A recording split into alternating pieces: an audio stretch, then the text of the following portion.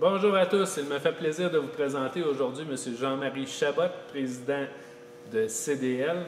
Dans le cadre de l'automatisation de l'arbre, nous allons faire une légère rétrospective de CDL au travers des années. M. Chabot, comment a débuté l'aventure du sirop pour CDL? Quelle était la charge de travail et la productivité à ce moment-là? Je dois dire au début, c'est que ma passion pour l'arbre me remonte à mon grand-père qui m'amenait à sa cabane à sucre pendant les saisons, et puis il m'a montré comment que le sirop pouvait être produit à partir d'un érable, à partir de l'entaillage, et puis du cheval, de la tonne, et puis l'évaporation pour obtenir le sirop et les différents produits. Et puis l'évolution après, c'est que moi j'ai continué à entailler des érables dans le village de Saint-Lazare où je demeurais. Je bouillais mon eau sur le poêle de la cuisine en faisant de la buée partout dans les fenêtres. Et puis tranquillement, j'ai évolué vers IPL, qui était un fabricant de seaux de plastique pour l'érable, et puis par la suite, un système de tubulure pour conduire la sève des arbres vers la cabane à sucre. Expliquez-nous les innovations majeures de la venue de CDL au cours des années. Les innovations ont commencé chez IPL parce que moi j'étais ingénieur chargé du développement de produits, et étant donné ma passion dans l'érable, je m'occupais du développement de la tubulure et des systèmes pour récolter la sève. Et puis le système sous vide est venu de chercheurs de l'Université Laval et puis de l'Université du Vermont, et dont un des professeurs était mon enseignant, et puis il m'a montré qu'on pouvait vraiment augmenter la production d'un arbre de façon très significative d'un seau vers le système vacuum. Et puis, donc le système vacuum a été le système vacuum, ça a été un tournant majeur dans l'industrie de l'érable, disons, pour vraiment faire une industrie comme on la connaît aujourd'hui. Parfait. Donc, quelles ont été les autres innovations au cours des années?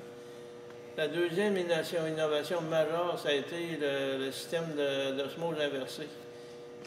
pour concentrer la sève. Et parce que pour fabriquer 1 gallon de sirop d'érable, normalement, ça prend 40 à 50 gallons de sève.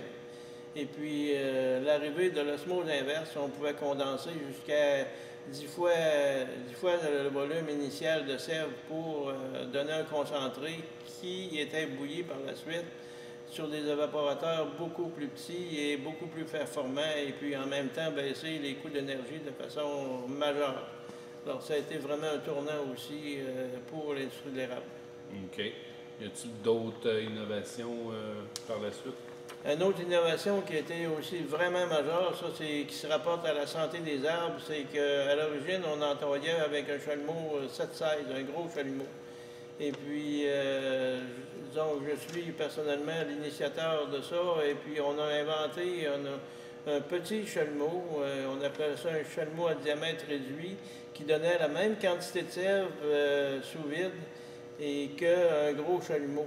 Et puis ça a apporté, disons, une amélioration de la santé des arbres pour donner autant de sirop, même, je dirais, beaucoup plus avec l'application du vide sur les arbres. L'application du vide donnait une quantité phénoménale de sève sans affecter la santé de l'arbre.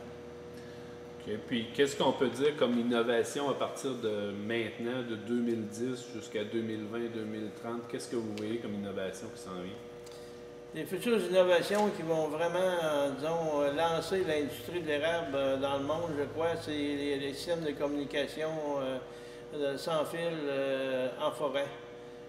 Qu'on a commencé à utiliser. C'est de l'Internet sans fil maintenant qu'on utilise pour être capable de monitorer et contrôler tous les équipements en forêt et dans la cabane à sucre pour être capable d'avoir un coût de fabrication beaucoup moindre et puis un coût de main-d'œuvre qui est amélioré de façon excessivement importante. Parfait. Tous les gens ont grandi et vous connaissent depuis plusieurs années. Ils connaissent bien CDL aussi. Vous êtes de l'ancienne génération, la technologie, les ordinateurs, les tablettes, les cellulaires, on peut dire que c'est pas naturel pour des gens comme vous. Ça vous fait pas trop peur, ça, l'informatisation, l'innovation, les choses que vous utilisez maintenant? Vous pouvez peut-être nous montrer aussi ce que vous faites présentement avec des systèmes de surveillance, de démarrage de pompe aussi. Vraiment, moi, je ne suis pas de la génération des pitons comme les jeunes, mais cette technologie-là, de loin de me faire peur, c'est qu'elle m'attire parce qu'elle me simplifie la vie de façon excessivement importante. Et puis, elle sauve des coûts de fabrication qui sont vraiment pas négligeables. Parce que sans des technologies comme ça, on ne peut pas monter des érablières de major jusqu'à 100 000, 200 000 en tâche, parce que ce serait vraiment impossible d'opérer et puis de contrôler de façon instantanée une érablière pour la rendre excessivement productive comme on peut l'atteindre aujourd'hui par ces systèmes-là. Démontrez-nous donc un petit peu votre système que vous utilisez depuis déjà plusieurs années. Vous avez ici, sur mon ordinateur, là, des différents. Vous avez 13 stations de pompage qui sont contrôlées à distance par Internet sans fil. Je peux en prendre une au hasard que je peux contrôler. Vous en avez une ici. Vous voyez, c'est que on peut l'avoir en grandeur, et puis c'est qu'on peut aller le vérifier avec la caméra. Tout ce qui existe dans la cabane à sucre. Et puis même ce qu'on peut faire, on peut voir, on peut tout vérifier, le niveau des bassins, l'état de l'équipement, on peut vérifier le niveau de vide. On peut aussi démarrer la pompe si on veut. Ici, vous voyez, ici, on n'a qu'à cliquer sur la switch électronique. La pompe va partir. Vous pouvez même l'entendre tourner. Alors, la pompe qu'on est en train de partir, je peux la regarder. Je peux vérifier si la pompe est en bon état. Je peux vérifier sa température. Je peux mesurer le niveau d'huile. Et puis, je peux, à distance, la distance n'a vraiment pas d'importance. Je peux voir comment c'est que la pompe peut opérer. Et puis, être sûr que l'équipement est en bon ordre. Là. Parfait, parfait. Et puis même, et puis après, mais je peux l'arrêter de nouveau avec, vous avez tout ici, une rangée de points rouges qui sont des différentes stations qu'on peut contrôler à distance. Puis ça, toute cette technologie-là, ça vous a pas fait peur, les caméras, startage de pompe, l'Internet, tout ça, ça vous a pas fait peur? Non, j'ai pas vraiment eu peur, mais disons que j'ai eu besoin d'un peu de support de gens un peu plus compétents que moi pour être capable de manipuler l'ordinateur et puis être capable de jouer dans le système pour mes besoins. Mais je dirais que moi, personnellement, ça a bien été. Et puis, sans ça, il fallait que ça marche parce que moi, là, sans un système comme ça, là, je pense que j'aurais pris ma retraite pour le vrai. Justement, comparativement, comme dernière question, comparativement au passé, qu'est-ce que la technologie vous a apporté côté qualité de vie puis la rentabilité aussi de votre érablière? Pourriez-vous vous en passer aujourd'hui, dans le fond?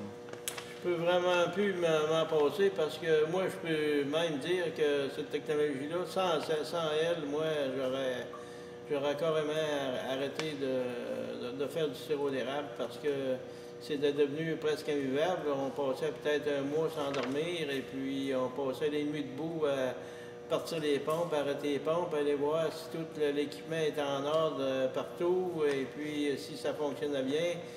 Parce que vous aviez un gros territoire. Hein? Oui, ici le territoire est extrêmement grand, c'est environ 15 km², et puis pour contrôler une érablière de cette taille-là, sans cette technologie-là, moi, ma vision à moi, c'est rendu presque impossible de rendre ça rentable sans un système de communication moderne comme aujourd'hui. Bien, je vous remercie beaucoup, Jean-Marie, pour votre collaboration aujourd'hui. Ça m'a fait vraiment plaisir. Et puis, je souhaite bonne chance à ceux qui veulent faire comme moi. Merci.